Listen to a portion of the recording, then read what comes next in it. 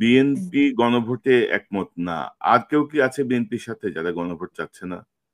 হ্যাঁ, বিএনপির সাথে গণফোরাম আছে, তারপরে 12 দলীয় জোট আছে, তারপরে এনডিএম আছে, এই ধরনের আরো কিছু দলের পজিশন আছে যারা এই গণভোটের বিপক্ষে কথা বলেছেন। কেউ কেউ 106 এর কথা বলেছেন, হুম। বিএনপিও 106 এর কথা বলেছে। গণভোটের মাধ্যমে এটার আহ, মানে বৈধতাটা নিশ্চিত করা হবে, কারণ গণভোট হচ্ছে চূড়ান্ত জনগণের, যেখানে আমরা যেটা বলি যে জনগণই সকল ক্ষমতার উৎস। তো কনস্টিটিউশনের মানে এত বড়। মানে গণভোটটা হচ্ছে ধরেন রাষ্ট্রপতি, বর্তমান রাষ্ট্রপতি এটা জারি করবেন, এবং হুম, এই ডক্টর ইউনূসের এই আমলেই একটা গণভোটের মাধ্যমে সেটা রেটিফাইড হবে। জি, এই গণভোটের মাধ্যমে কিন্তু একটা মতামত নেওয়া হয়েছিল। পৃথিবীর বিভিন্ন দেশেও আমরা দেখব যে, আপনি দেখেন পূর্ব তিমুর রাষ্ট্র, হ্যাঁ, সেই রাষ্ট্রের স্বাধীনতা কিন্তু গণভোটের মধ্য দিয়ে হয়েছে। তো সুতরাং আমরা এই ধরনের রেফারেন্ডামে আমরা যেতে পারি। আপনি জানেন যে আয়ারল্যান্ড এবং ইংল্যান্ডের মধ্যেও কিন্তু একটা এই রেফারেন্ডামের ভিত্তিতে তাদের বিভক্তির বিষয়গুলো আসছে। আসসালামু আলাইকুম দর্শক, শুভেচ্ছা নিন। আপনাদের সবাইকে স্বাগত জানাচ্ছি আমি কনক সারোয়ার আজকের অনুষ্ঠানে। দর্শক, বাংলাদেশ একটা রাজনৈতিক একটা ক্রান্তিকাল অতিক্রম করছে বলা চলে।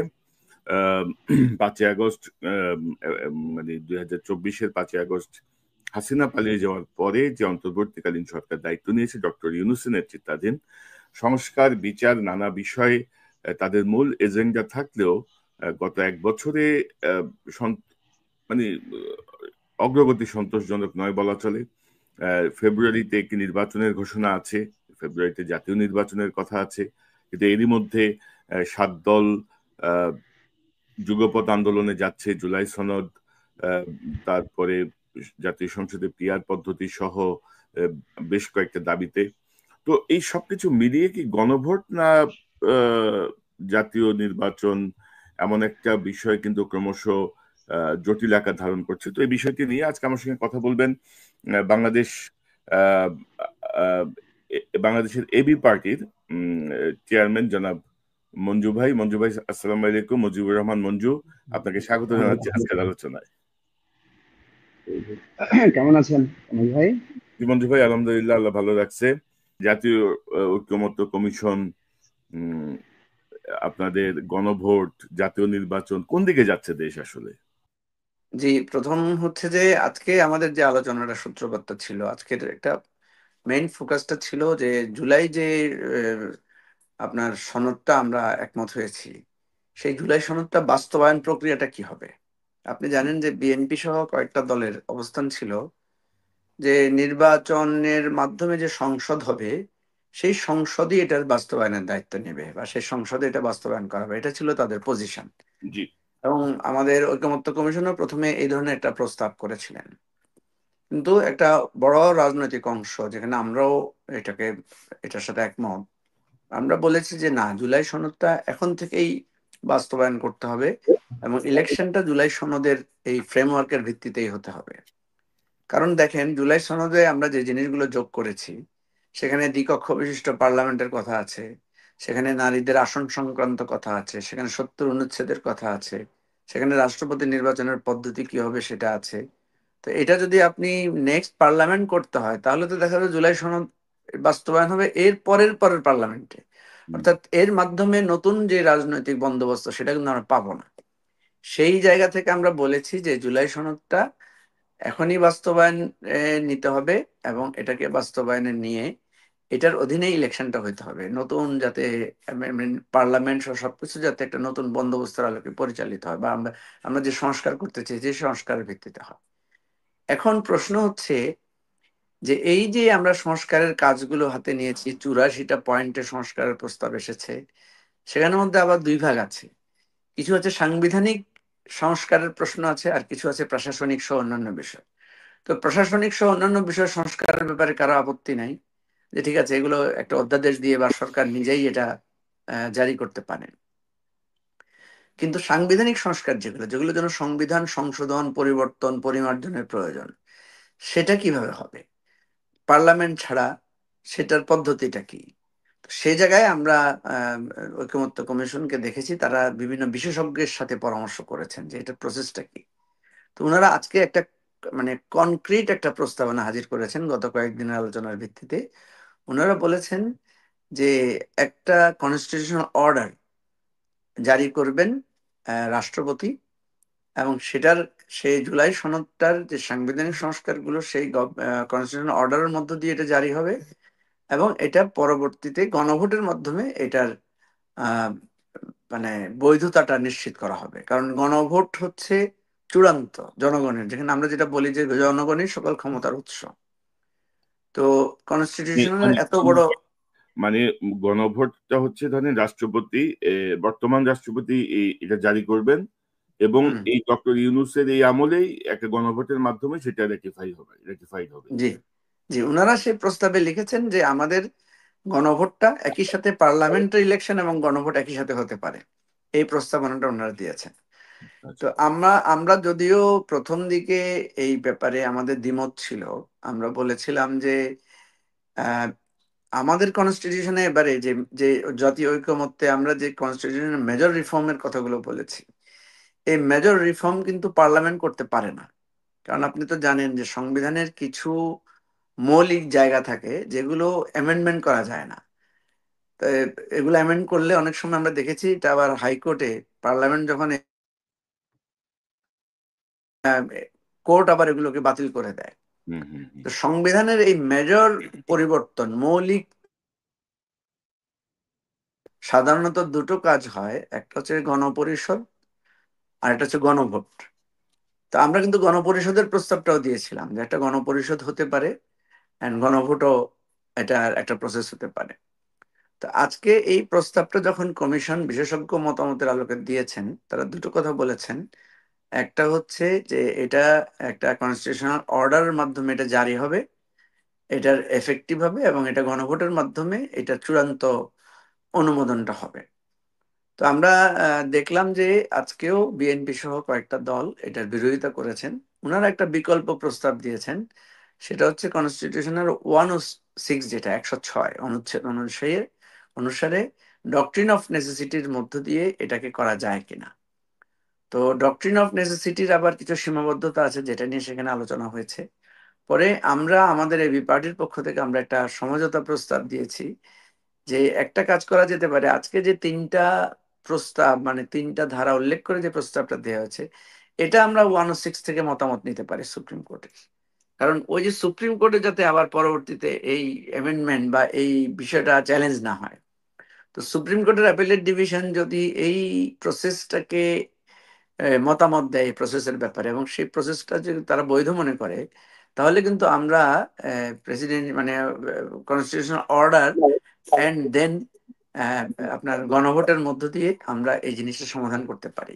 দেখেন কনক সরোয়ার, এখানে একটা জিনিস, সেটা হলো যে গণভোটের কথাটা আমরা কেন বলছি। বিএনপি বলছে পার্লামেন্টে এটা করতে হবে, অন্যান্য দল বলছে যে না, আমরা বিশ্বাস করি না, পার্লামেন্টের এই ক্ষমতাও নাই।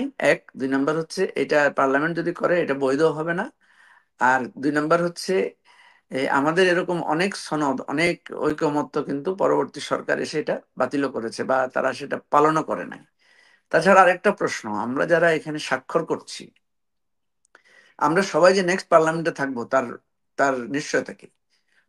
বা ধরেন যদি এমনও হয় যে ইলেকশনে দেখা গেলো আমরা যারা স্বাক্ষর করলাম বা যে দলগুলো করেছে এরা কেউই পার্লামেন্টের প্রতিনিধিত্ব করলো না, আমরা তো এখনো জানি না জনগণ কাকে ভোট দেবে।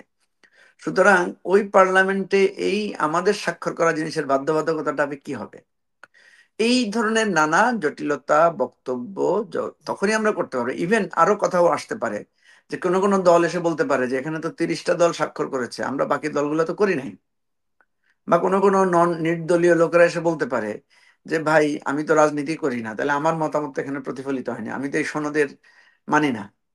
তো সেই জন্য আমরা বলেছি সবচাইতে উত্তম প্রস্তাব হচ্ছে এটা যদি আমরা রেফারেন্ডাম দিয়ে দিই, প্রত্যেকটা নাগরিককে যদি আমরা এটার সাথে ইনক্লুড করি, তাহলে জনগণ এটার একটা সমাধান দিলেন। যেটা জিয়াউর রহমানের সময় কিন্তু এই গণভোটের মাধ্যমে কিন্তু একটা মতামত নেওয়া হয়েছিল। পৃথিবীর বিভিন্ন দেশেও আমরা দেখব যে আপনি দেখেন পূর্ব তিমুর রাষ্ট্র, হ্যাঁ, সেই রাষ্ট্রের স্বাধীনতা কিন্তু গণভোটের মধ্য দিয়ে হয়েছে। তো সুতরাং আমরা এই ধরনের রেফারেন্ডামে আমরা যেতে পারি। আপনি জানেন যে আয়ারল্যান্ড এবং ইংল্যান্ডের মধ্যেও কিন্তু একটা এই রেফারেন্ডামের ভিত্তিতে তাদের বিভক্তির বিষয়গুলো আসছে। তো এনিওয়ে, আমি যেটা বলতে চাই সেটা হলো যে আমাদেরকে যখন আমরা একমত হতে পারছি না পলিটিক্যাল পার্টিগুলো, এবং আমরা সবাই মনে করছি জনগণ এটা চায় না। আমরা সবাই কিন্তু, আপনি তো জানেন যে আমরা মনে করি জনগণ নির্বাচন চায়, জনগণ সংস্কার চায়, জনগণ নিউজ সরকারকে 5 বছরের জন্য চায়। তো আসলে জনগণ কি চায় এটা সরাসরি জনগণের মাধ্যমে তো জিজ্ঞেস করাটাই ভালো। ফলে আমরা শেষ পর্যন্ত এসে আজকে কমিশনের এই কথাটাকে আমরা সমর্থন করেছি যে ঠিক আছে, আপনারা যদি একটা অর্ডার, অর্থাৎ কনস্টিটিউশনাল অর্ডার যদি প্রেসিডেন্ট জারি করে এবং সেটা যদি আমরা পরে গণভোটে দেই এবং সেখান থেকে যদি একটা ডিরেকশন আসে, তাহলে আমাদের কিন্তু এই দ্বিমতগুলো চলে যায়। সবচেয়ে বড় কথা, আপনি যে বিষয়টা মেনে নিয়েছেন যে জুলাই সনদের এই জিনিসগুলোর সাথে আমরা একমত হয়েছি। হ্যাঁ, আরেকটা কথা অনেকে সেখানে তোলার চেষ্টা করেছেন। তারা বলেছেন যে জুলাই সনদের 7টা বা 8টা পয়েন্ট তো কোনো কোনো দল আপনার পয়েন্ট নোট অফ ডিসেন্ট দিয়েছে।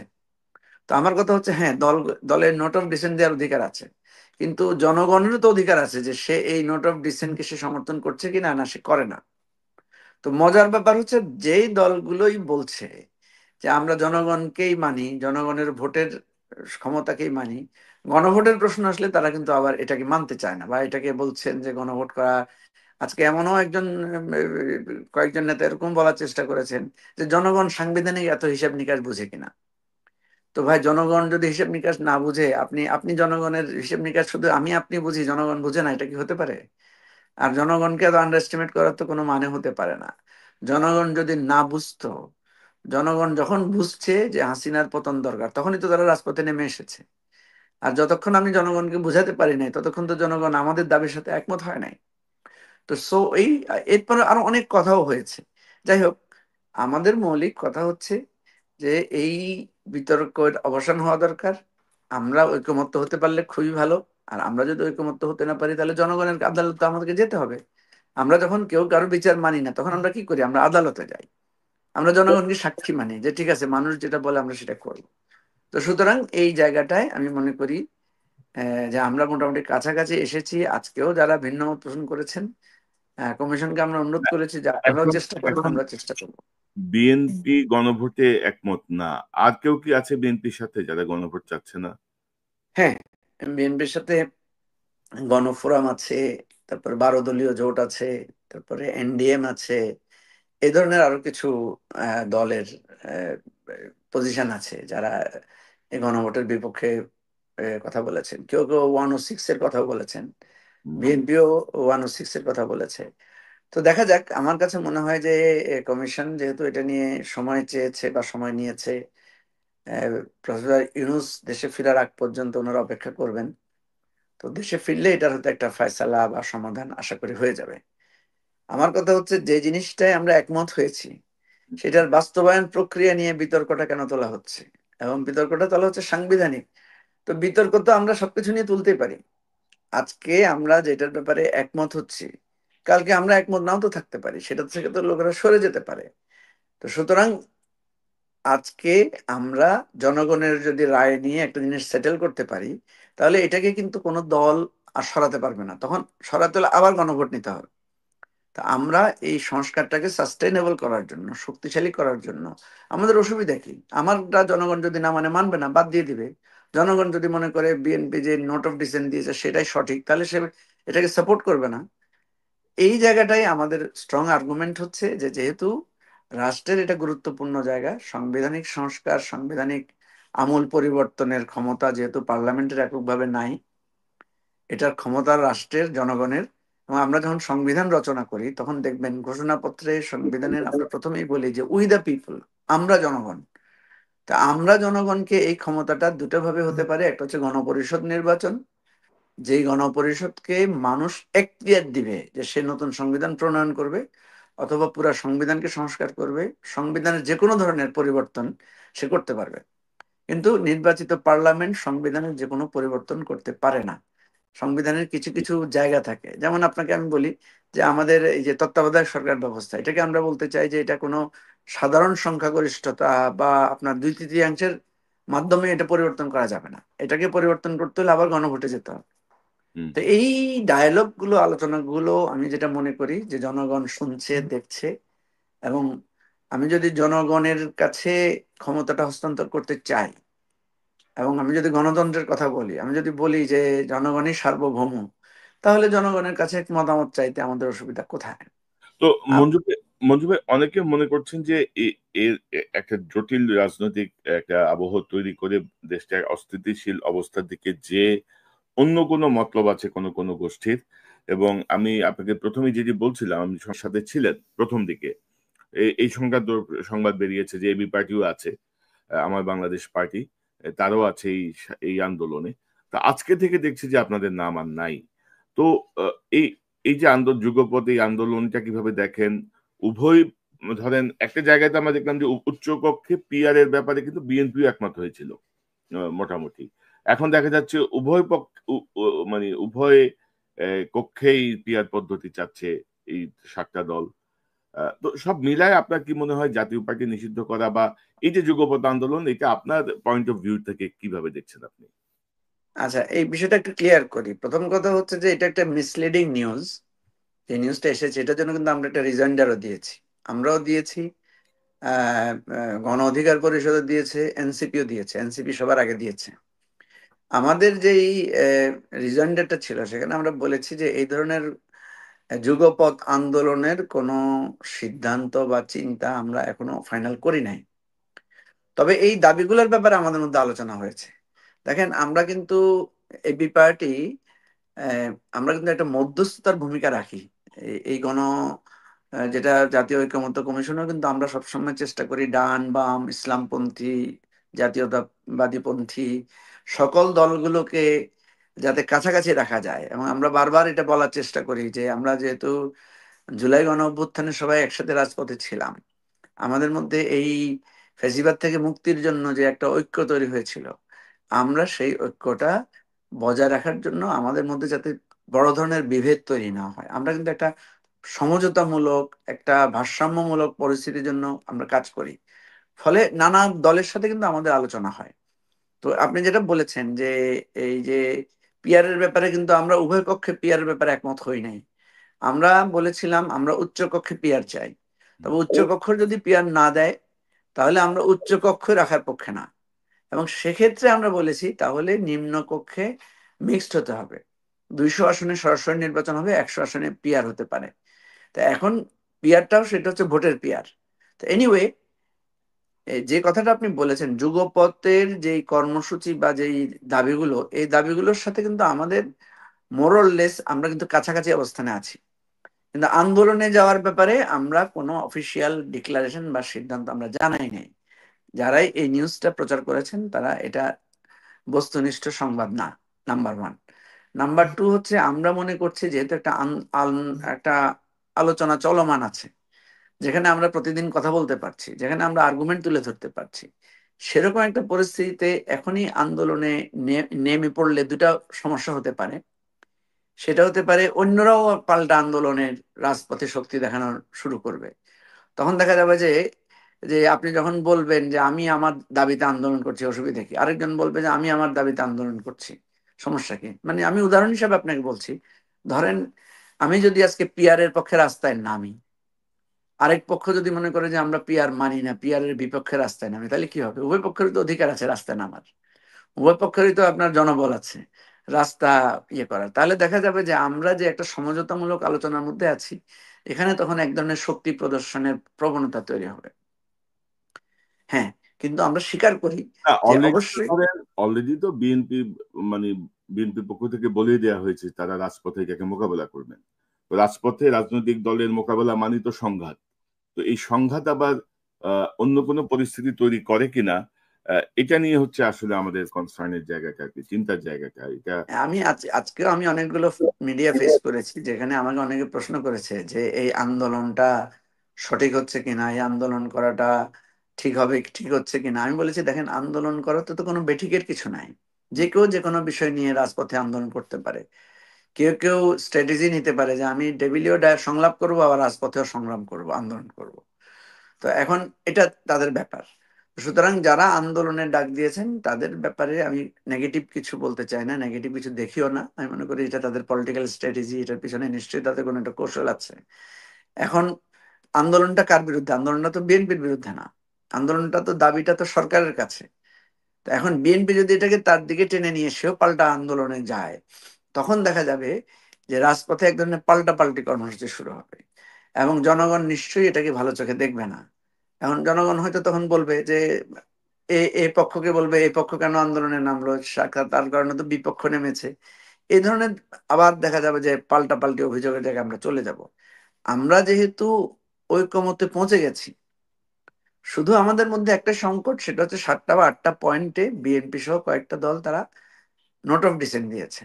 তো নোট অফ ডিসেন্টের ব্যাপার নিয়ে আমরা পলিটিক্যালি মানুষের কাছে বলতে পারি যে এই নোট অফ ডিসেন্টের প্রত্যাহারের জন্য আমরা আবেদন করতে পারি, নিবেদন করতে পারি, যুক্তি তর্ক তুলে ধরতে পারি, বিএনপি কে বলতে পারি যে আপনারা এই নোট অফ ডিসেন্ট থেকে এ, প্রত্যাহার করেন। ইভেন আমরা সব দল মিলেও একসাথে একটা স্টেটমেন্টও যেতে পারি।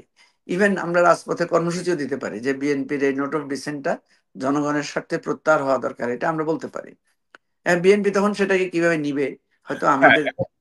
এখন জনাব মুজিবুর রহমান মঞ্জু, আমি যতটুকু জানি বা যতটুকু আমার পর্যবেক্ষণ বা তথ্য, এই জুলাই আন্দোলনের নেপথ্যের আপনার একটা ভালো ভূমিকা ছিল, আপনার পার্টির অনেকেরই ভালো ভূমিকা ছিল, এবং অনেকে মনে করেন যে বাংলাদেশ নামক রাষ্ট্রের যে ডিপ স্টেট, সেই ডিপ স্টেটের সঙ্গে আপনি যুক্ত, অনেক ডিসিশন মেকিং বা অনেক কিছু পরিচালনায় আপনাদের একটা ভূমিকা আছে।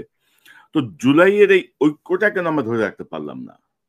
এবং ধরেন এই যে যে বিচার বা ফ্যাসিস্ট মুক্ত করা, আপনারা এখন নির্বাচনের কথা বলেন না গণভোটের কথা বলেন, ফ্যাসিস্টদের দোষরা তো সব জায়গায় বসা। আমরা সেনাবাহিনীকে ক্লিন করতে পারলাম না ফ্যাসিস্টদের হাত থেকে, আমরা প্রশাসনকে ক্লিন করতে পারলাম না ফ্যাসিস্টদের হাত থেকে, আমরা বরঞ্চ ওই লাইনেই হাঁটছি। তো ডক্টর ইউনূসকে যে প্রত্যাশা নিয়ে জনগণ বসালো, বা ওনার ভাষায় ছাত্ররা আমাকে নিয়োগ দিয়েছে যারা আন্দোলন করেছে, ওনার এই যে ফেলিয়ার, এটা আপনি কিভাবে দেখেন? এটা ফেলিয়ারই বলবো, এখন আর এটা মাঝামাঝি হ্যাঁ বলার দেখেন, ডক্টর ইউনূসের এটা একটা বড় ফেলিয়ার, এটা আমরা প্রথম থেকেই বলে এসেছি।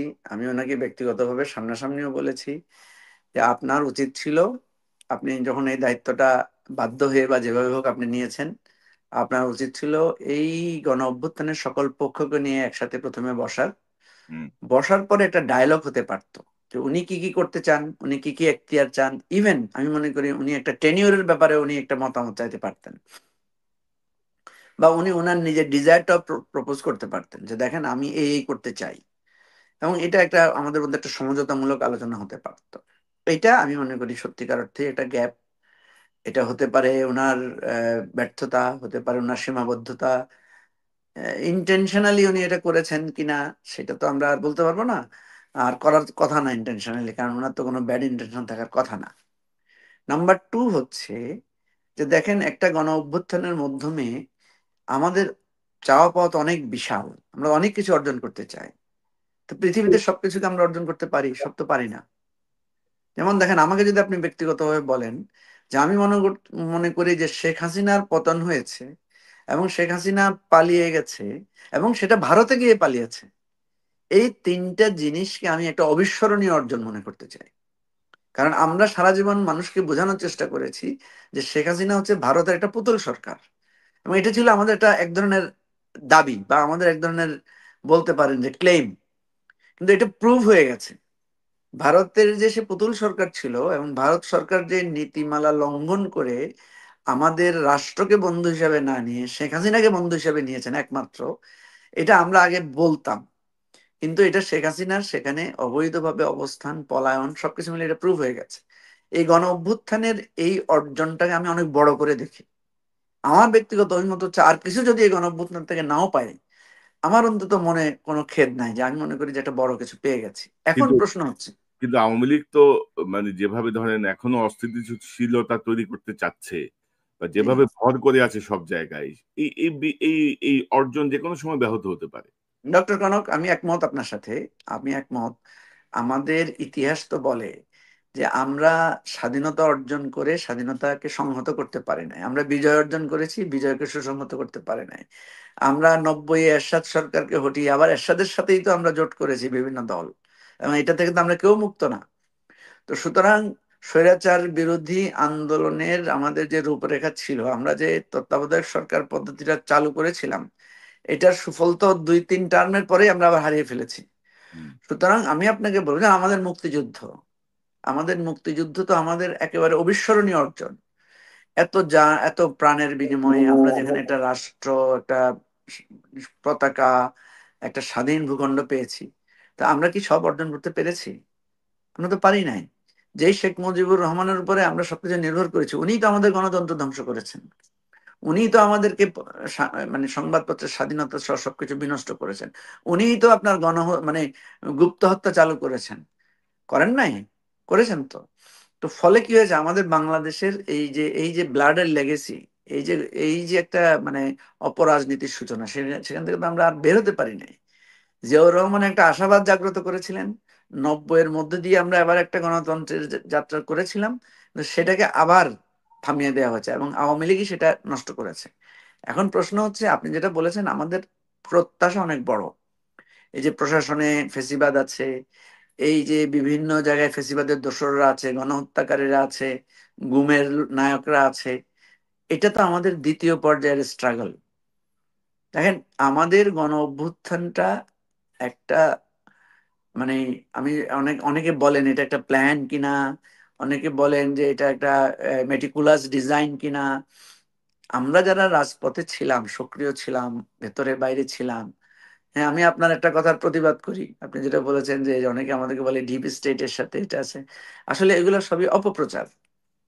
কেউ কেউ হয়তো মনে করেন যে আমাদের অনেক কিছু ক্ষমতা আছে। আমি মনে করি আমাদের তেমন কোনো ক্ষমতা নেই। একটা ক্ষমতাই আছে আমাদের, আমাদের সকল দলের সাথে একটা সুসম্পর্ক আছে, আমাদের সম্পর্কে কোনো বদনাম নাই, বা আমাদেরকে কেউ স্বার্থবাজ বলছে না, বা এখন পর্যন্ত আমাদেরকে নানাভাবে কোনোভাবে হেয় করার জন্য কোনো কিছু পাচ্ছে না।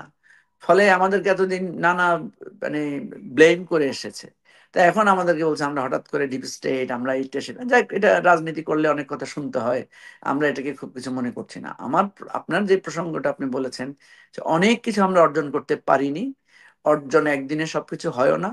এবং আপনারা যে আজকে বিভিন্নভাবে ভয়েস রেজ করছেন, আমরাও বিভিন্নভাবে ভয়েস রেজ করছি, আমরা যে স্ট্রাগল করছি, এবং এটা কিন্তু মানে একটা চলমান একটা সংগ্রামের নাম। এবং সেই সংগ্রাম আমাদেরকে চালিয়ে যেতে হবে। আমাদের জুলাইয়ের যে সুযোগটা সৃষ্টি হয়েছে, ডক্টর ইউনূস যেটা সবসময় বলেন যে এই সুযোগটা যাতে আমরা হাতছাড়া না করি, তা আমাদের এই সুযোগটা কাজে লাগাতে হবে।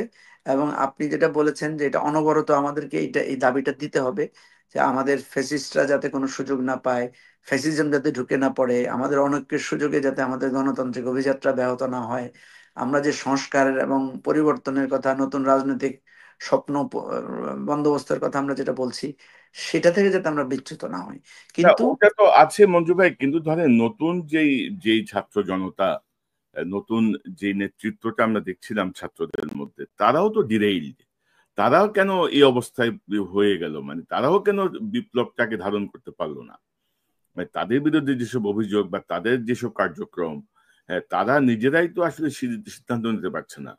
ডক্টর ইউনূস একজনকে পরিচয় করাই দিলেন যে তিনি মেটিকুলাইজ ডিজাইনের মানে জনক।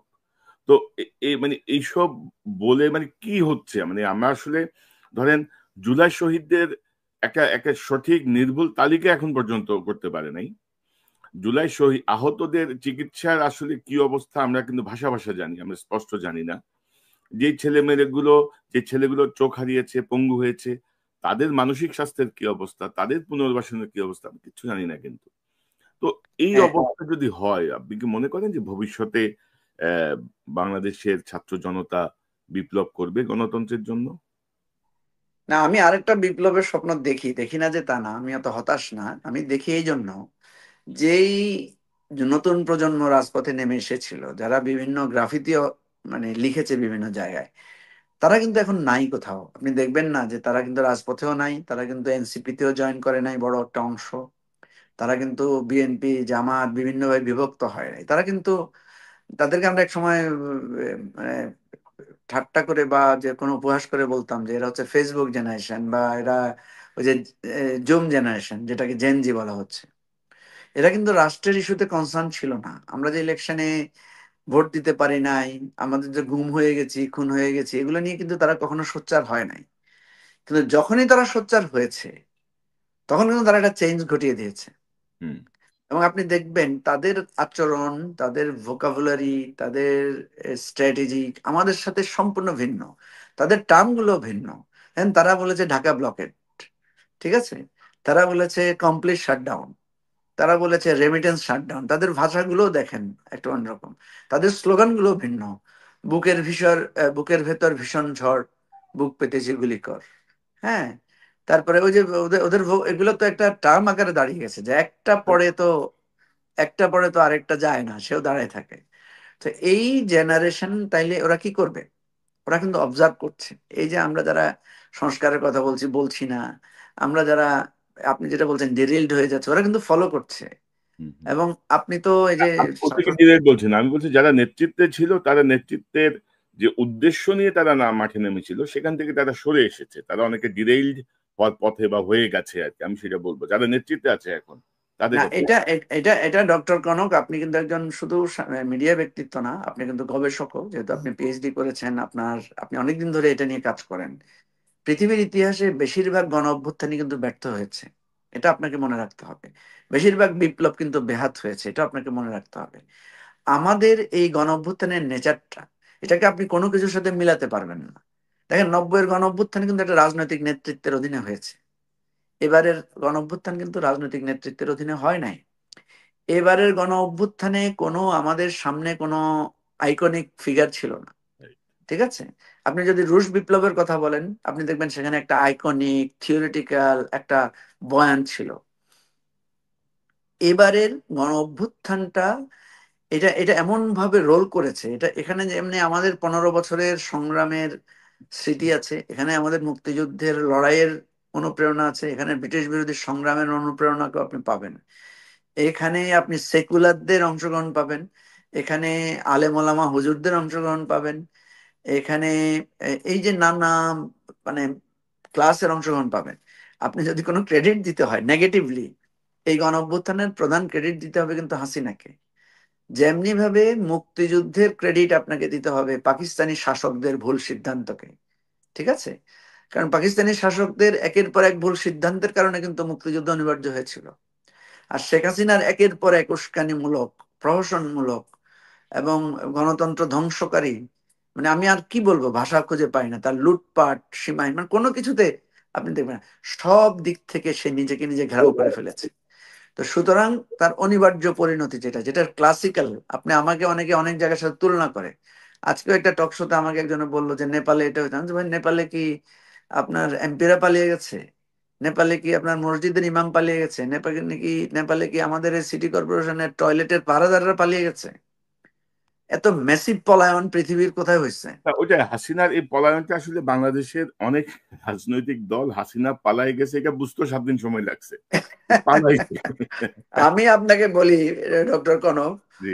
আমি যখন আমার কাছে খবর পৌঁছালো, যেখানে তো জেলখানায় খুব উল্লাস চলছে, আমি যে কোনো কারণে হোক একটা আইসোলেটেড জায়গায় ছিলাম।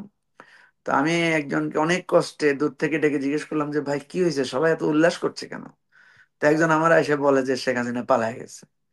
তা আমি বললাম যে ধর মনে হয় ডক্টর পিনাকির কোনো একটা পোস্ট দেখছে, যে এটা দেখেই সে অস্থির হয়ে গেছে, পালানো মানে মানে মানে আমার বিশ্বাসই হচ্ছে না যে মানে পালাইতে পারে। কারণ আমাদেরকে তো আপনারা বা আরো অনেকেই বলেছেন যে একদিন এদেরকে পালাই যেতে হবে, বা আমরাও তখন বলেছি যে এই শেখ হাসিনার পলায়ন ছাড়া উপায় নাই।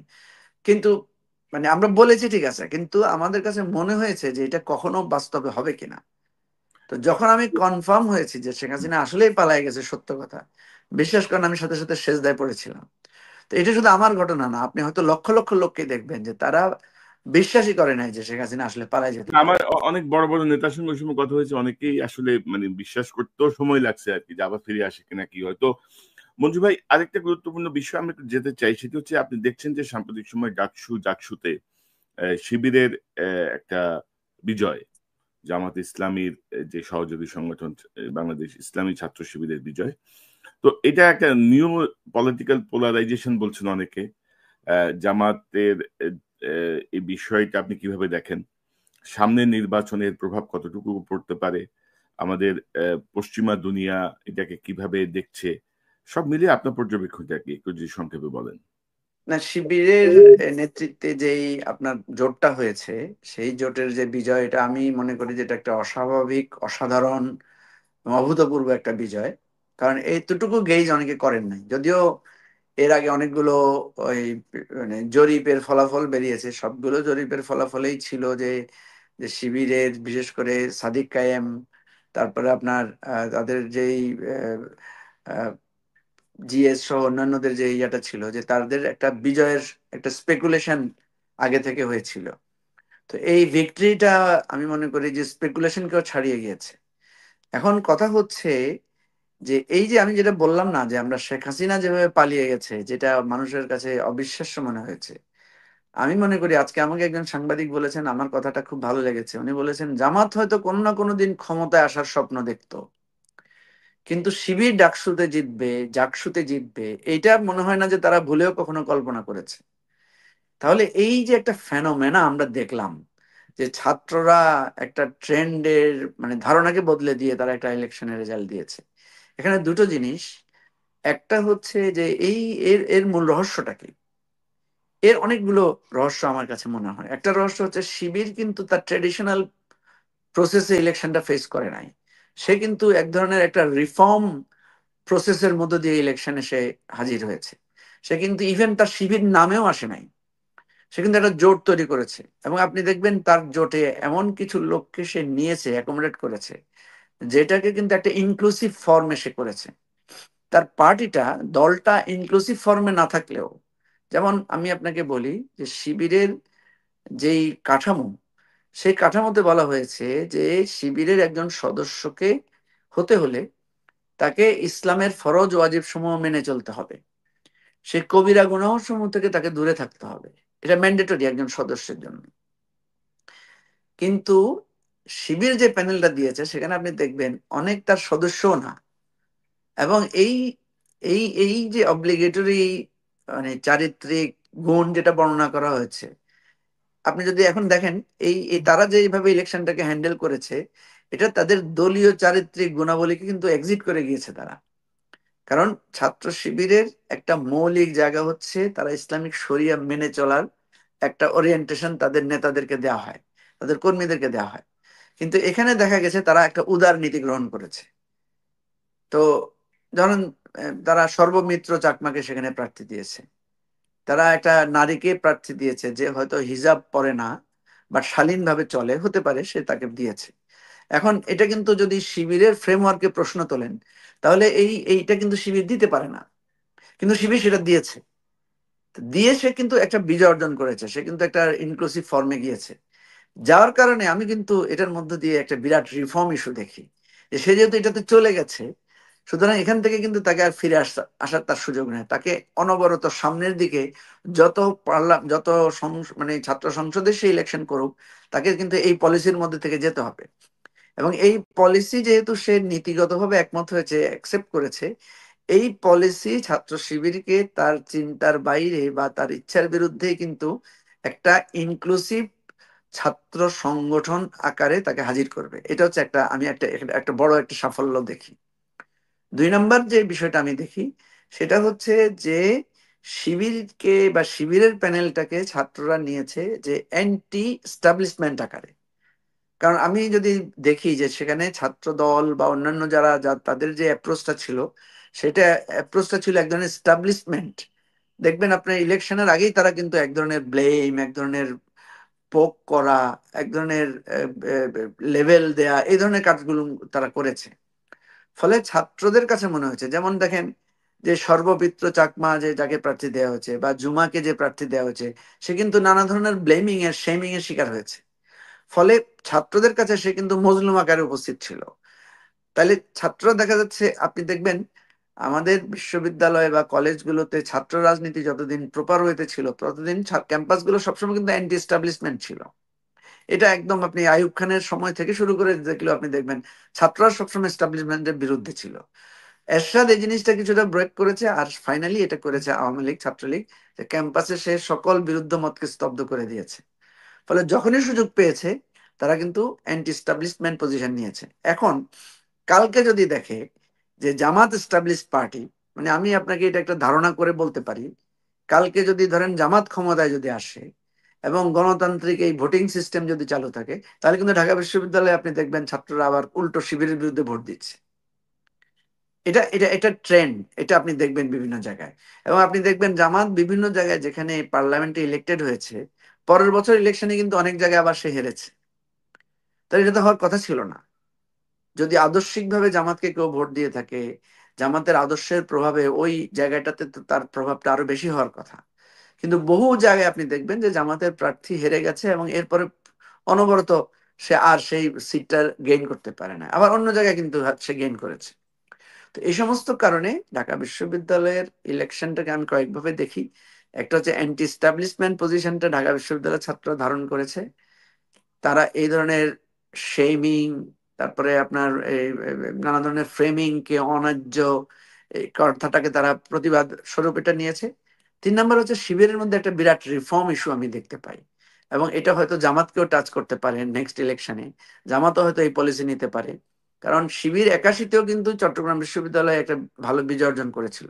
সেখানেও কিন্তু একজন উপজাতি প্রার্থী ছিল শিবিরের প্যানেলে, সেখানেও কিন্তু বিভিন্ন মানে ফেইথ গ্রুপের লোকদেরকে তারা অ্যাকোমোডেট করেছে।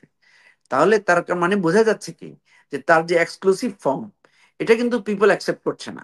আপনি দেখবেন শিবিরের বিরাট অবদান এবারের আন্দোলনে, কিন্তু সেখানে কিন্তু শিবিরের নামে সে ইনভলভ হয় নাই। শিবিরের বিভিন্ন কোচিং সেন্টার আছে, নাম খুব বিখ্যাত, রেটিনা একটা কোচিং সেন্টার আছে, ফোকাস একটা কোচিং সেন্টার আছে, কনফিডেন্স একটা কোচিং সেন্টার আছে। এখানে কোনোটাতে কিন্তু শিবির কোচিং হিসাবে সে ইউজ করে নাই, সে একটা কমন নাম দিয়েছে। এবং এই নামে কিন্তু শিবিরের কোচিং এর মধ্যে কিন্তু অনেক হিন্দু ছাত্ররা, অনেক বিরুদ্ধমত এবং ছাত্রলীগের আওয়ামী লীগ পরিবারের সদস্যরাও শিবিরের কোচিং এ গিয়ে ভর্তি হয়। আমার নিশ্চিত বিশ্বাস, সেই কোচিং এর নামটা যদি শিবির কোচিং হতো, তাহলে কিন্তু ওই আওয়ামী লীগের লোকেরা ওখানে আসতো না, ওই নন ফেইথ গ্রুপের লোকেরা সেখানে ইনভলভ হতো না। তাহলে এটা কিন্তু একটা রিয়েলাইজেশন যে আমি শিবির বা জামাতের নামে অ্যাকসেপ্টেবিলিটি তৈরি করতে পারছি না, কিন্তু আমি যখন একটা গ্রেটার ফর্মে যাচ্ছি, আমি যখন একটা ইনক্লুসিভ ফর্মে যাচ্ছি। এবং আরো একটা মজার জিনিস দেখবেন, যে শিবিরের প্যানেল থেকে যেই ঘোষণাপত্রটা দেয়া হয়েছে, যেই নির্বাচনী ইশতেহারটা ঘোষণা করা হয়েছে, সেখানে কিন্তু কোনো রিলিজিয়াস কমিটমেন্ট প্রাধান্য পায় নাই, প্রাধান্য পেয়েছে অধিকার ভিত্তিক বিষয়গুলো। কিন্তু শিবির ছাত্রদের কাছে প্রাধান্য দেয় কিসেকে? শিবিরের যদি আপনি একটা রিপোর্ট দেখেন, দেখবেন সেখানে প্রথম হচ্ছে সে নামাজ পড়েছে কিনা, দ্বিতীয়ত দেখবেন সে কোরআন পড়েছে কিনা, তৃতীয়ত দেখবেন সে আত্মসমালোচনা করেছে কিনা, তার সে ইসলামী সাহিত্য পড়েছে কিনা, এগুলো হচ্ছে তার ফ্রেমওয়ার্ক। কিন্তু সে যখন পাবলিকলি অ্যাপিয়ার করছে, সেটা বলছে না যে আমরা যদি নির্বাচনে বিজয়ী হই আমরা সবাইকে কোরআন পড়ার জন্য উদ্বুদ্ধ করব, আমরা যদি বিজয়ী হই আমরা সবাইকে নামাজ পড়ার জন্য উদ্বুদ্ধ করব। এই কথাগুলো কিন্তু সে বলছে না।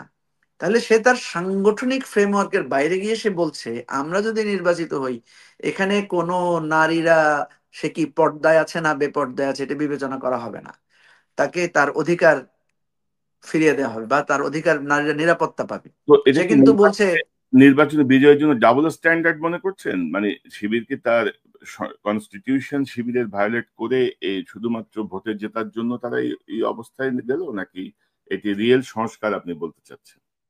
না, আমি এটাকে ডাবল স্ট্যান্ডার্ড বলবো না, কারণ এখানে আমি যাদেরকে চিনি, যারা এই যে সাদিক কায়েম সহ আহ, ওরা যারা এই কাজগুলোতে ইনভলভ, আমি মনে করি যে এদের মধ্যে এক ধরনের মানে এদের মধ্যে এক ধরনের সংস্কারবাদী চিন্তা আছে। কেন আছে আমি আপনাকে বলছি। কারণ এই গণ অভ্যুত্থানে সাদিক কায়েমকে আপনি দেখবেন, সে যেভাবে ওয়ার্ক করেছে, সে যেভাবে কাজ করেছে, পুরোটাই কিন্তু তার শিবির ফ্রেমওয়ার্কের বাইরে এসে সে করেছে। এবং এটা কিন্তু তার দল কিন্তু তাকে এটা সুযোগটা দিয়েছে, দল এটাকে এন্ডোর্স করেছে।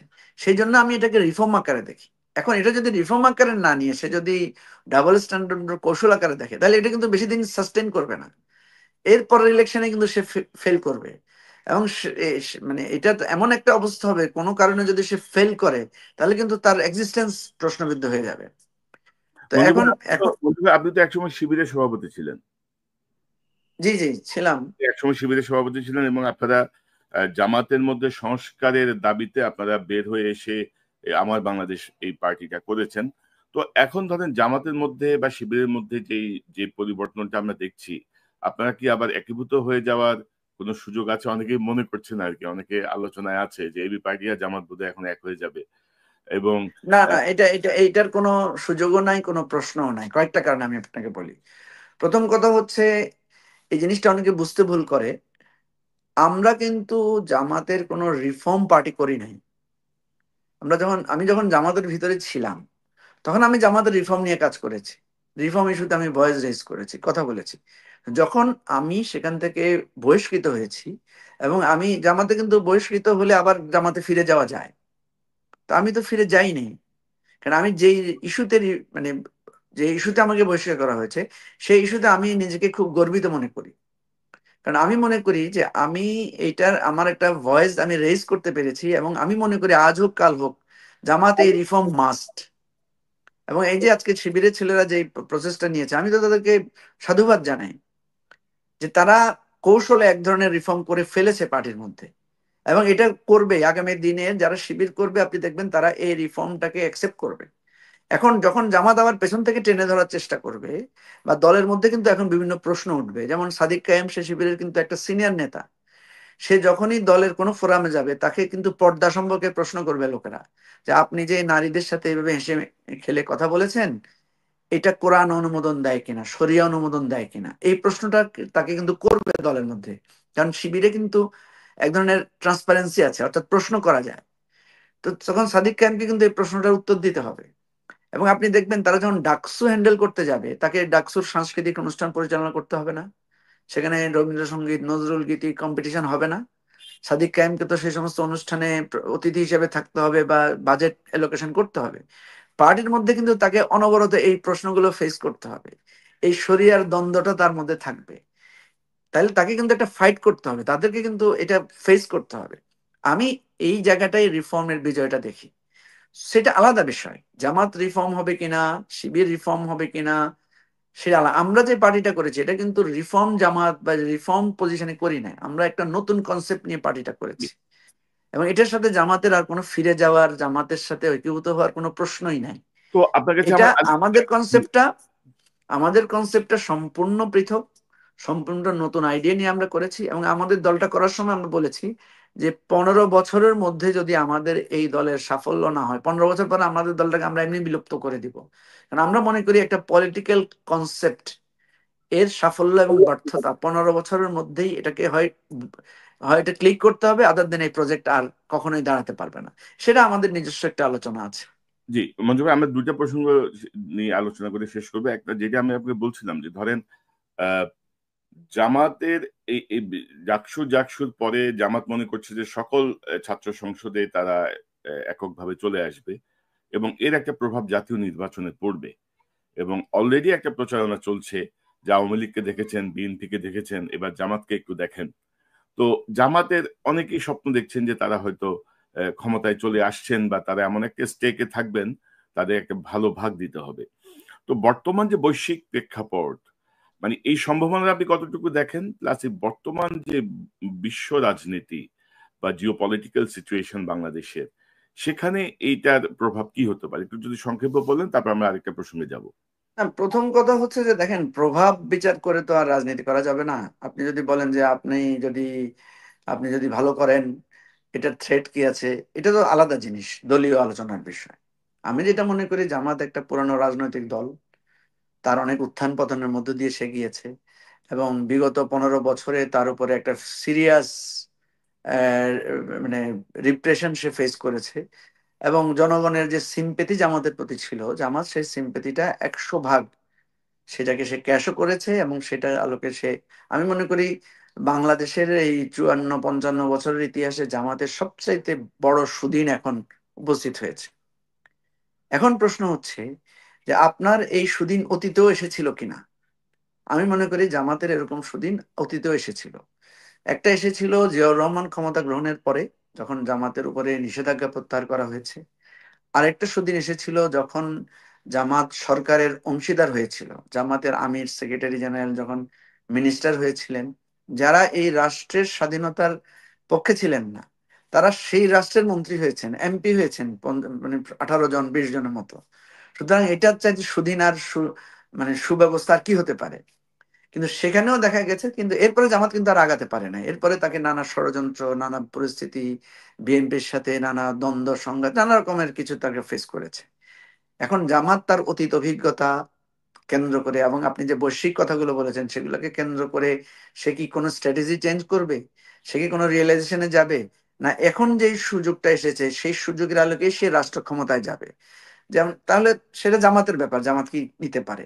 আমি মনে করি যে যেহেতু জামাত একটা অভিজ্ঞ রাজনৈতিক দল, অনেক দিন আগে যারা ছিল জামাতের মধ্যে অভিজ্ঞ লোক ছিল না, এখন জামাতে প্রচুর পিএইচডি আছে, এখন জামাতে প্রচুর প্রফেসর আছে, জামাতে প্রচুর দেশ বিদেশ ঘোরা লোক আছে, জামাতে এমপি ছিলেন 4-5 বার, এরকম লোকও জামাতে এখন আছে।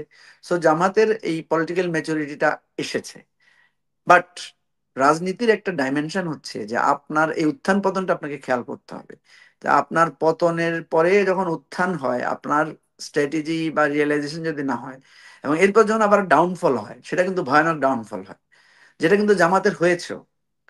আপনাকে আমি বলি যে 70-এর মানে 71 সালে যে মালেক মন্ত্রিসভা ছিল, সেই প্রাদেশিক মন্ত্রিসভায় কিন্তু জামাতের বেশ কয়েকজন মন্ত্রী ছিলেন।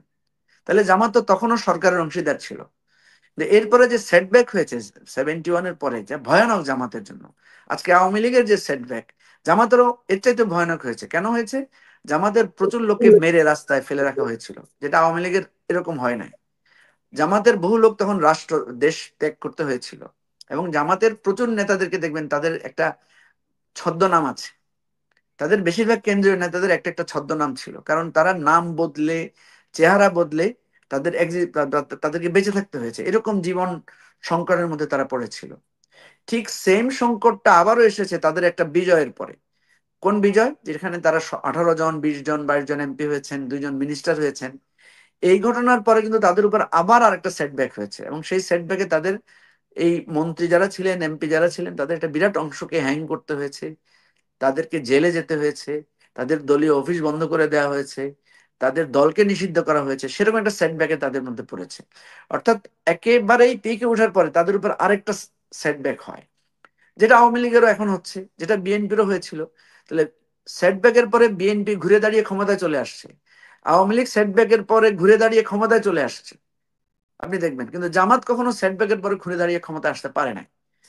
এবার আপনি যেটা বলছেন যে জামাত এই সেটব্যাক কাটিয়ে এসে ক্ষমতা চলে যেতে পারবে কিনা, সেটা জামাতের স্ট্র্যাটেজি এবং প্ল্যানিং এর উপর নির্ভর করবে। আমি যেটা মনে করি যে জামাত একটা রাজনৈতিক দল আকারে তার একটা ক্রেডিবিলিটি তৈরি হয়েছে, তার একটা আদর্শিক শক্তি আছে, তার একটা অত্যন্ত স্ট্রং অর্গানাইজিং ক্যাপাসিটি আছে, ক্ষমতা আছে। এবং জামাত বর্তমানে সবচেয়ে রিচেস্ট পলিটিক্যাল পার্টি আমি মনে করি, কারণ তার যে সিস্টেমটা এমন যে দলের মধ্য থেকে সে শক্তিশালী।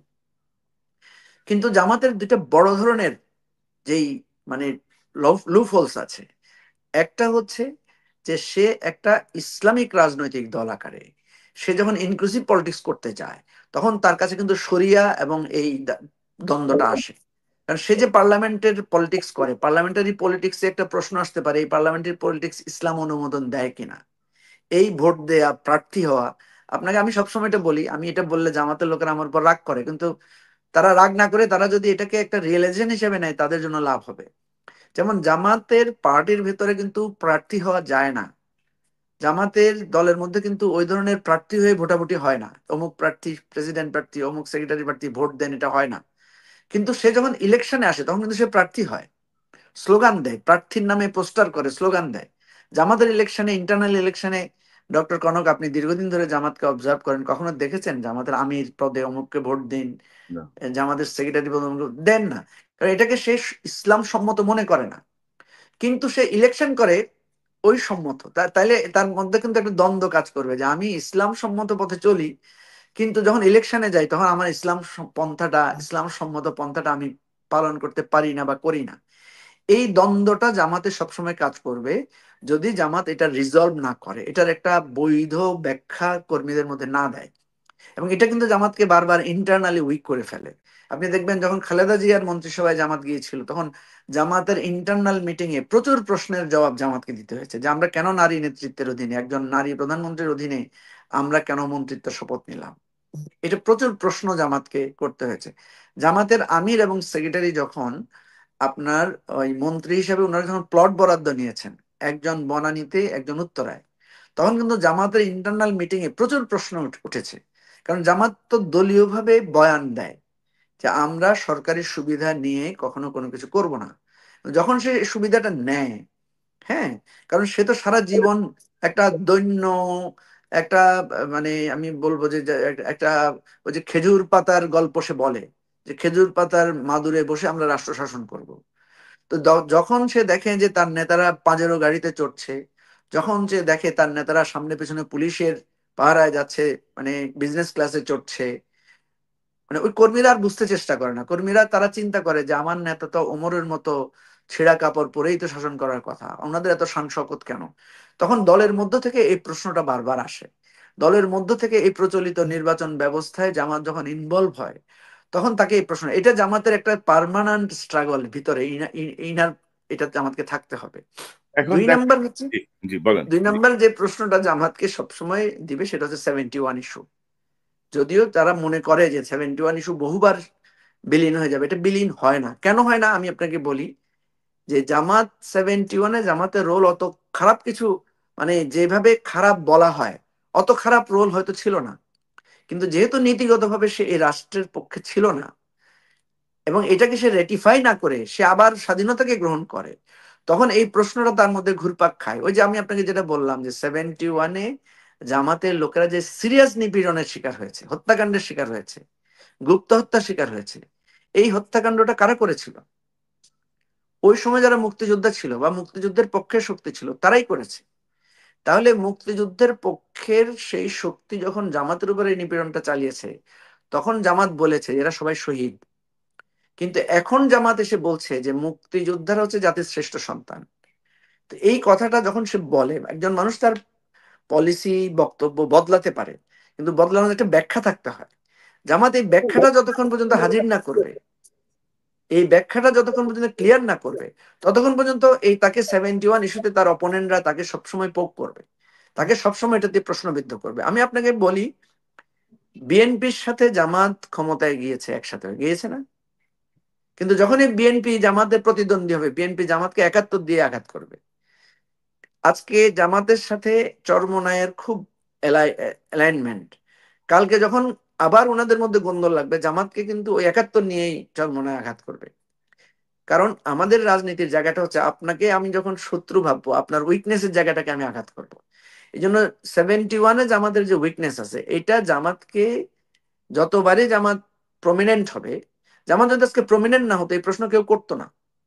জামাতের লোকেরা যখন এটা বলে, আমি তাদের সাথে এটার সাথে একমত হই, যে আপনারা 71-এ কত বড় অন্যায় করেছেন সেই প্রশ্ন এখানে অপ্রাসঙ্গিক। কারণ আয়ের চাইতে বড় যারা অন্যায় করেছে তারা পলিটিক্যালি গুরুত্বপূর্ণ শক্তি না, তাদেরকে কেউ পোক করবে না। এবং আপনি যখন আওয়ামী লীগের সাথে যান, আওয়ামী লীগও আপনাকে এটা নিয়ে প্রশ্ন তুলবেন। আপনি যখন বিএনপির সাথে যান, বিএনপিও আপনাকে প্রশ্ন তুলবে। জামাত তো যখন আপনি আওয়ামী লীগের সঙ্গে আন্দোলন ছিল, বিএনপির সাথে আন্দোলন ছিল, বিএনপির সাথে সরকারে ছিল, মানে জামাত কিন্তু বিভিন্ন সময় বিভিন্ন স্ট্র্যাটেজিক অবস্থানে বলবো আমি ছিল। তো এই যে আপনার কথা থেকে হঠাৎ মাথায় আসলো যে জামাতের সাথে চরমোনাইয়ের ঐক্য হইলো কি করে, মানে এটা কিভাবে সম্ভব? না, জামাতের সাথে চরমোনার ঐক্য আগেও ছিল। এটা আপনি হিস্ট্রিক্যাল একটা ঘটনা হয়তো আপনি জানেন না। জামাতের সাথে চরমোনাইয়ের এমন কোনো বিরোধ ছিল না। একটা ইত্তেহাদুল উম্মাহ নামে একটা অ্যাসোসিয়েশন ওনাদের মধ্যে ছিল। ওই চরমোনাইয়ের সাথে তাদের দূরত্বটা তৈরি হয়েছিল কিন্তু ওই ইত্তেহাদুল উম্মাহকে নিয়ে।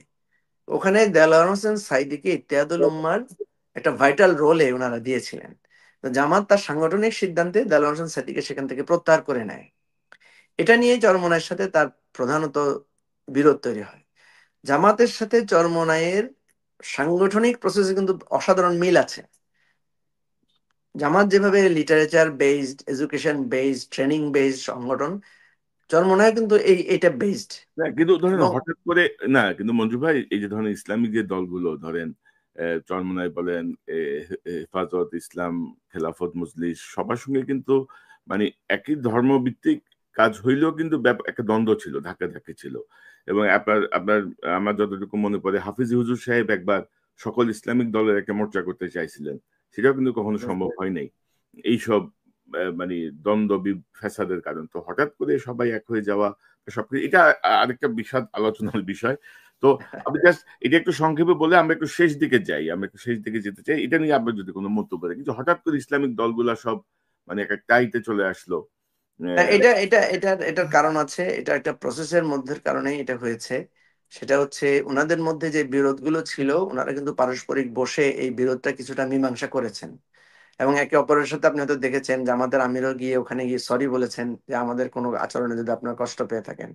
আবার একইভাবে চরমনার পীরও বলেছেন যে না, আপনাদের ব্যাপারে আমরা এখন উদার। তো এটা কিন্তু আমাদের দেশে বিরোধগুলো বেশিরভাগই হচ্ছে একটা ফলস ইস্যুর উপরে এই বিরোধটা তৈরি হয়। যখন পাশাপাশি বসে তখন বিরোধটা কিন্তু কেটে যায়। কিন্তু কিন্তু মঞ্জু ভাই, যখন ইস্যু যখন থাকে যে এই কোরআন মানতেছে না, এই সুন্নাহ মানতেছে না, বা মূল জায়গা তো ইসলামিক দলগুলো কোরআন এবং সুন্নাহই তো। তো সেখানে আবার উদারতার সুযোগ কোথায় বা মাফ করে দেওয়ার সুযোগ কোথায় আমি বুঝি না আর কি। আমার কাছে এগুলো খুব কমপ্লিকেটেড মনে হয়। না না, আমি আপনাকে বলি, সেটা হচ্ছে দেখেন, জামাত চরমানের মধ্যে তো ইমান নিয়ে কোনো বিরোধ নাই, হ্যাঁ। বা ইসলাম প্রশ্নে তো ওনারা এক। কিন্তু যেখানে বিএনপি তো মানে দল হিসেবে তো বিএনপি তো মানে একটা অ্যাপারেন্টলি একটা সেকুলার দল। তো বিএনপির সাথে যদি জামাতের ঐক্য হতে পারে, বা চরমনায়ের সাথে যদি জাতীয় পার্টির ঐক্য হতে পারে, চরমনায়ের সাথে তো আপনি জানেন জাতীয় পার্টির একবার লিখিত ঐক্য হয়েছিল। তো জাতীয় পার্টি কি ইসলামিক দল? হুম, হুম। জাতীয় পার্টি তো একটা অলমোস্ট সেকুলার দল। তাহলে সেকুলার দলের সাথে যদি ঐক্য হতে পারে, একটা দুইটা দল ইসলামিক দল, হয়তো একটা তাদের চিন্তাগত পার্থক্য আছে, তাদের হয়তো কিছু উম, মানে ইমাম মানা না মানা বা মানহাজগত পার্থক্য আছে, এটা নিয়ে তো একেবারে একে অপরকে শত্রু ভাবাপন্ন করার কোনো প্রয়োজন নাই। আমরা চাই যে সবার সাথে একটা সম্মিলিত ভাবে তারা সবাই বাংলাদেশের পক্ষে থাকুক, বাংলাদেশ এগিয়ে যাক। এখন আপনার কাছে শেষ প্রশ্ন, নির্বাচন কি আদৌ হবে? সেই পরিবেশ কি আমরা দেখছি? 4 মাস আগে জাতীয় নির্বাচন, গণভোট যেটা দিয়ে আমরা শুরু করেছিলাম। আপনি এবি পার্টির চেয়ারম্যান হিসেবে আপনি না বলেন, একজন বাংলাদেশের নাগরিক হিসেবে, একজন রাজনৈতিক ব্যক্তি হিসেবে কি মনে করেন? নির্বাচন কি আদৌ হবে? গণভোট না জাতীয় নির্বাচন? নির্বাচন নির্বাচন দেখেন, আমি নির্বাচন হবে কিনা এটা তো এক ধরনের ভবিষ্যৎবাণীর কথা। তা আমি তো ভবিষ্যৎবাণী ওইভাবে করতে পারবো না। আমি যেটা মনে করি সার্বিক নির্বাচন সার্বিক প্রেক্ষাপটে অবশ্যই কি হতে মনে হবে। হচ্ছে? যে সার্বিক প্রেক্ষাপটে কি মনে হচ্ছে? ফেব্রুয়ারি নির্বাচনের কথা বলছি। আমি মনে করি নির্বাচন অবশ্যই হতে হবে, কারণ প্রফেসর ইউনূস সরকারের যে এফিসিয়েন্সির লেভেল কিন্তু আর বাড়বে না। এটা সরি টু সে, এটা ডক্টর কনক, আপনি একজন অভিজ্ঞ সাংবাদিক, আমি আপনাকে বলছি ডক্টর ইউনূস সরকারের এই এফিসিয়েন্সির রেট কিন্তু আর বাড়বে না। Number one. নাম্বার টু হচ্ছে উনি যেই বেসিক ফান্ডামেন্টাল ভুলগুলো করেছেন, এগুলো কিন্তু শুধরানোর কোনো লক্ষণ আমি দেখতে পাচ্ছি না। তো এখন ওনার পক্ষে আর বড় ধরনের টেনে নিয়ে যাওয়ার সুযোগটাও কম। এখন উনি এতদিন চিন্তা করেছিলেন যে একটা একেবারে অসাধারণ একটা নির্বাচন উপহার দিবেন। আমি যতটুকু জানি উনি এখন অসাধারণ নির্বাচনের কল্পনাও করেন না। উনি মনে করেন যে কোনো মতে একটা গ্রহণযোগ্য নির্বাচন, 91, 2001, 96, এই স্টাইলে যদি একটা ইলেকশন দেওয়া যায়, এটাকে উনি মনে করবেন যে ওনার জন্য এটা সাফল্য। কিন্তু আমি ইলেকশন নিয়ে একটা ভয় দেখি। সেটা হচ্ছে ইলেকশন শুরু হওয়ার পরে, হ্যাঁ, আপনি দেখেছেন না যে আপনি ডাকসুকে যদি তুলনাও না করেন, জাকসুকে যদি তুলনাও না করেন, আপনি তো দেখছেন এখনই কিন্তু কোন কোন ছাত্র সংসদ ইলেকশনে আপনি দেখবেন নেক্সট টাইমে কোন কোন দল বর্জনও করতে পারে। হুম। ঠিক আছে, আপনি দেখলেন যে ইলেকশনের রেজাল্ট মানে ডিক্লাইন করার, দেখেন ডাকসুতে কিন্তু অনেক বড় ব্যবধান বিজয়টা ছিল। যদি খুব নিয়ার কাছাকাছি হইতো, তাইলে এই ইলেকশনের রেজাল্ট নিয়ে কিন্তু খুব সমস্যা হইতো, এটা আমার ধারণা। ঠিক আছে, এবং এটা আদালত পর্যন্ত গড়াইতো যদি পার্থক্যটা 10 ভোট, 20 ভোট, 30 ভোটের মধ্যে হইতো, এবং ভয়ানক মারামারি হয়ে যেতে পারতো ডাকসু ইলেকশনকে কেন্দ্র করে। কারণ আমরা দেখেছি একদিকে বিএনপি, একদিকে জামাত কিন্তু ব্যাপক জনসমাগম ঘটিয়েছিল।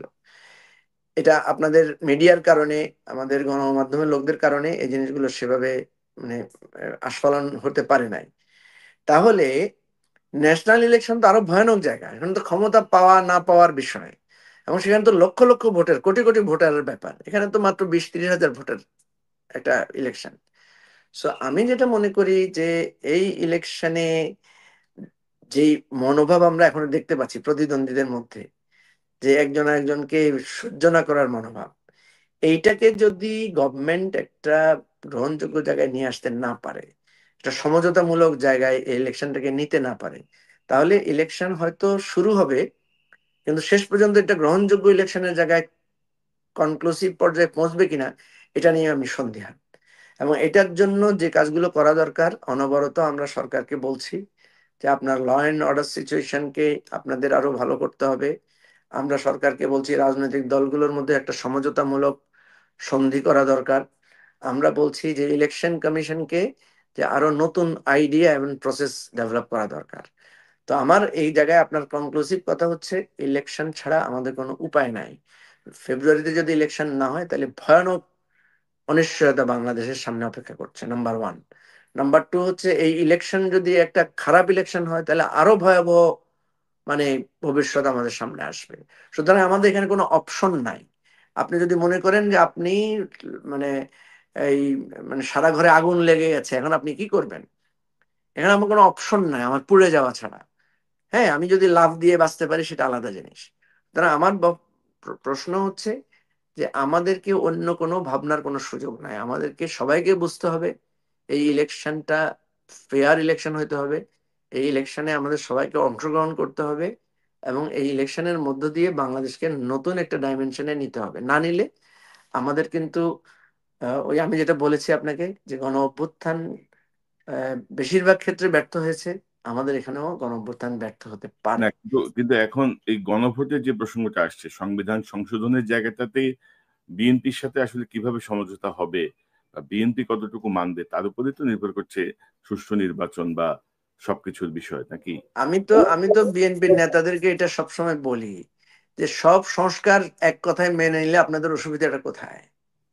কোনো অসুবিধা তো নাই, কারণ বিএনপিরই তো 31 দফা সংস্কার এবং এইখানে যতগুলো এক্সপ্লেনেশন আছে এগুলো তো 31 দফারই সংস্কার। সংস্কার বিএনপি যদি বলে যে আমরা সব কিছুর সাথে একমত, যত প্রস্তাব দিয়েছে সব একমত, তাহলে ইলেকশন তো ডিসেম্বরে হওয়া সম্ভব। কথা বুঝতে পেরেছেন? ভুলটা তো বিএনপি করছে। বিএনপি যদি বলতো যে হ্যাঁ আমাদের কাছে ফার্স্ট প্রায়োরিটি হচ্ছে সংস্কার এন্ড দেন ইলেকশন, ঠিক আছে, তাইলে আর কি বিরোধী দলে যারা অন্যরা আছে তারা তো আর কিছু পয়েন্ট পেতো না বলার জন্য। এখন বিএনপি যখন বলে ইলেকশন, তখন তার কাউন্টার পার্টরা বা তারা আমরা বলে যে না, আমরা ইলেকশনের আগে আমরা সংস্কার চাই। তো এনিওয়ে আমি মনে করি যে তবে তবে বিএনপি ভাই, বড় দল। ভেরি আনফরচুনেটলি হাসিনা পালাই যাওয়ার পরে বিএনপি বলেন, জামাত ইসলামী বলেন, অন্যান্য দলগুলো বলেন, বিশেষত আমি বলবো বিএনপি এবং জামাতের রাজনৈতিক জায়গায় তারা এতটা অপরিপক্ক সিদ্ধান্ত বা এতটা অপরিপক্ক ভাবে এগিয়েছেন, মানে আমার কাছে, আমার নিজের কাছে খুব বিস্ময়কর লাগে, যদিও আমি অত রাজনীতি বুঝি না। তো আমি জানি না কেন এটা হইলো, প্রত্যেকে রং ডিসিশন নিয়েছেন। যে জায়গাটায় ঐক্যবদ্ধ ভাবে মানে আপনার প্রধান শত্রুকে, আপনার ফ্যাসিস্ট যেন আর ফিরে আসতে না পারে, সেই জায়গাতে আপনি কোনো ভূমিকা না রেখে আপনারা পারস্পরিক দ্বন্দ্ব উম, জড়িয়ে গেছেন। জামাতের মতো বিএনপিকে আক্রমণ করছে, বিএনপি জামাতকে আক্রমণ করছে, এনসিপি বিএনপিকে আক্রমণ করছে। তো সব মিলায় যেই পরিস্থিতিতে আমার মনে হচ্ছে যেন তৃতীয় পক্ষের কেউ সুতা হাতে নিয়ে বসে পুতুল খেলার নাচটা আমাদেরকে দেখাচ্ছেন আর কি। আপনার শেষ মন্তব্য নিয়ে আমি অনুষ্ঠানটা শেষ করব। ডক্টর, আপনার কথার সাথে আমি একমত। বিএনপি জামাত এনসিপি ওনারা সবাই গণ অভ্যুত্থানের মানে সবচাইতে বেশি অবদান রেখেছেন। বাট গণ অভ্যুত্থান পরবর্তী সময়ে সবচাইতে দায়িত্বহীনতার পরিচয় ওনারা দিয়েছেন। এবং আহ, এই যে ঝগড়া, এই যে একে অপরের প্রতি ব্লেমিং শেমিং, একে অপরকে অপমান করে কথা বলা, এগুলো বলার পরে ওনারা নতুন রাজনীতির কথা ওনারা আসলে বলতে পারেন না। তারপরেও আমরা হতাশ নই। আমরা মনে করি তারা অভিজ্ঞ রাজনৈতিক দল, বিএনপি জামাত অভিজ্ঞ রাজনৈতিক দল। অতীতেও তারা এরকম ঝগড়া করেছিলেন, আবার তারা ঐক্যবদ্ধ হয়েছিলেন। আমি আশা করব যে এবারেও তারা এই ঝগড়াটা কমিয়ে কিছুটা ঐক্যবদ্ধতার জায়গায় আসবেন। এনসিপির ছেলেদেরকে আমি বেশি দোষ দেই না, যেহেতু তারা নবীন, তারা অভিজ্ঞতা অর্জন করছেন। তারপরেও তাদেরকে আমরা চেষ্টা করি যথাসম্ভব রাজনৈতিক ভাবে বুঝ দেওয়ার জন্য। আমি মানে সর্বাত্মকভাবে আশাবাদী এবং আবারও বলছি যে গণ অভ্যুত্থানে এখন পর্যন্ত যতটুকু প্রাপ্তি আমাদের আছে আমি এটাতে অনেক বেশি সন্তুষ্ট। আর বাকি যেগুলো আছে এগুলো আমরা এটা আমাদের চেষ্টার উপর দিয়ে আমরা অর্জন করার চেষ্টা করব এবং এটা আমাদের পলিটিক্যাল স্ট্রাগল, এটা আমরা করে যাব। আপনাদের সহযোগিতা চাই। আপনারা দূর থেকে আমাদেরকে সবসময় পাশে ছিলেন। আপনাদেরকেও আমাদের অনুরোধ থাকবে, আপনারা এই পরস্পর ঝগড়া বিবাদ না করে আপনারা যারা আমাদের পক্ষের শক্তি ছিলেন, আপনাদেরও ছোটখাটো মনোমালিন্য ভুলে গিয়ে আপনাদেরও একসাথে দেশের কল্যাণের জন্য কাজ করা উচিত। তা আপনাদের না, কাছে আমাদের আপনার আমাদের মাধ্যমে বিশেষ অনুরোধ। আমার আমার সঙ্গে স্পেশালি কারোর সঙ্গে কোনো মনোমালিন্য নাই। আর কোন দল, আমরা ধরেন ইউনূস সাহেব যখন দায়িত্ব নিলেন তখন আমরা পূর্ণ সমর্থন দিয়েছি। বিশেষ করে আমার কথা যদি বলি, পূর্ণ সমর্থন ছিল ডক্টর ইউনূসের প্রতি। আমরা চেয়েছিলাম একটা যথাযথ সংস্কার হোক, বিচার হোক। কিন্তু ক্রমশ আমরা দেখলাম যে উনি ব্যর্থতার দিকে যাচ্ছেন। আমার কাছে সবার আগে বাংলাদেশ। তো ইউনূস সাহেবকে যখন সমর্থন দিলাম তখন বিএনপি গালাগাল করলো আমাদেরকে। বিএনপির ভালো কাজ করলে জামাত গালাগাল করে, জামাতের ভালো কাজের কথা বললে বিএনপি গালাগাল করে, এনসিপি গালাগাল করে। তো আমার ধরেন এগুলাতে অনেকটা হ্যাবিচুয়েটেড। তো আমাদের লক্ষ্য একটাই, সবার আগে বাংলাদেশ। বাংলাদেশকে আমরা একটি গণতান্ত্রিক এবং স্বাধীন সার্বভৌম রাষ্ট্র দেখতে চাই। আমরা কোনো ফ্যাসিবাদ ফিরে আসুক এটা চাই না। অন্তত এটা হচ্ছে আমার আমার একদম স্ট্রং একটা অবস্থান। সেই অবস্থানে ইনশাল্লাহ আমি কাজ করে যাব। জনাব মুজিবুর রহমান মঞ্জু, আপনাকে অসংখ্য ধন্যবাদ। আপনি ধন্যবাদ।